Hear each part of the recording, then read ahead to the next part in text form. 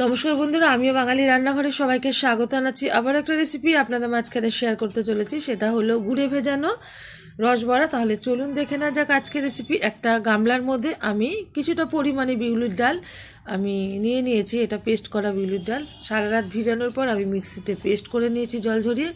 এখন এই বিউলির ডালের মধ্যে দিয়ে দেবো কিছুটা পরিমাণে, একটু হাতে ডলে নিচ্ছি, মৌরি। এবার ভালোভাবে আমি এটা ফেটিয়ে নেব। যত সুন্দরভাবে ডালটা ফেটানো হবে ততই কিন্তু সুন্দরভাবে বড়াটা ফুলে উঠবে আর তার মধ্যে কিন্তু রসটা ঢুকবে। তবে কিন্তু এরকমভাবে আমি ফেটিয়ে নিচ্ছি। যত সুন্দরভাবে এটা ফেটানো হবে ততই কিন্তু এর কালার চেঞ্জ হবে আর ততই কিন্তু ফাঁপা হবে বড়ার ভিতরে। সুন্দরভাবে প্রায় 10 থেকে 15 মিনিট মতো একটু আমি ফেটিয়ে নিচ্ছি ভালোভাবে। কিন্তু 10 মিনিট ধরে এই যে ডালটা ফেটিয়ে নিয়েছি আর ডালটা খুব সুন্দরভাবে কিন্তু ফেটানো হয়ে গেছে, কালারটা চেঞ্জ হয়ে গেছে। এদিকে মনে হচ্ছে একদম ক্রিমির মতন ফাঁপা। এখন আমি বড়াগুলো ভেজে নেব। রসবড়াটা ভাজার জন্য ওভেনে কড়াই বসিয়ে তাতে দিয়ে দিয়েছি বেশ কিছুটা পরিমাণে সাদা তেল।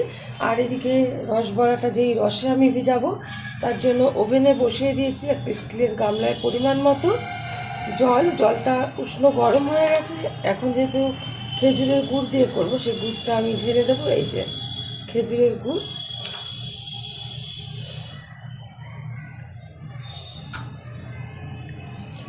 ভালোভাবে আমি এটা ফুটিয়ে নেব। খুব ঘন কিন্তু এটা আমি রসটা করবো না, পাতলাই করে। একটু ভালোভাবে ফুটিয়ে নেবো হাই আছে, আর মিষ্টিটা চেক করে নেবো ঠিকঠাক আছে কিনা। এখন আমি বড়াগুলো ভেজে নেব। বড়াগুলো ছেড়ে দিচ্ছি তেলের মধ্যে।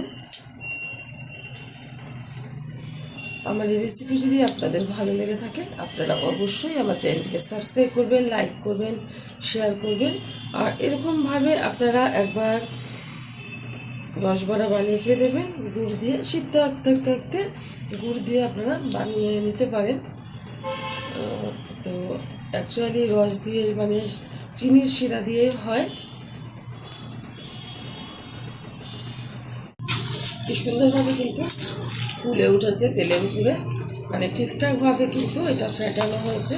যত সুন্দরভাবে ফেটানো হবে ডালটা ততই কিন্তু এর মধ্যে রসটা ভালোভাবে ঢুকবে, যেহেতু ফাঁপা হবে।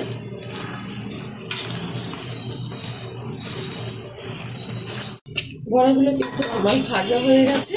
আর এইদিকে এই যে রসটা কিন্তু হয়ে গেছে। ওভেনটা বন্ধ করে রসটা ঢেকে দিচ্ছি। আর গরম গরম অবস্থাতে কিন্তু আমি বড়াগুলোর মধ্যে ছেড়ে দেব।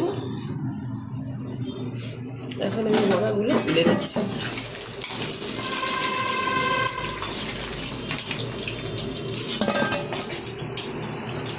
এই রসবড়া কিন্তু 1 থেকে 2 ঘন্টা মতো বা বেশি একটু রাখলে ভালো হয়। যত বেশি রাখা হবে বড়াগুলো শিরাতে তত সুন্দরভাবে রস ঢুকবে।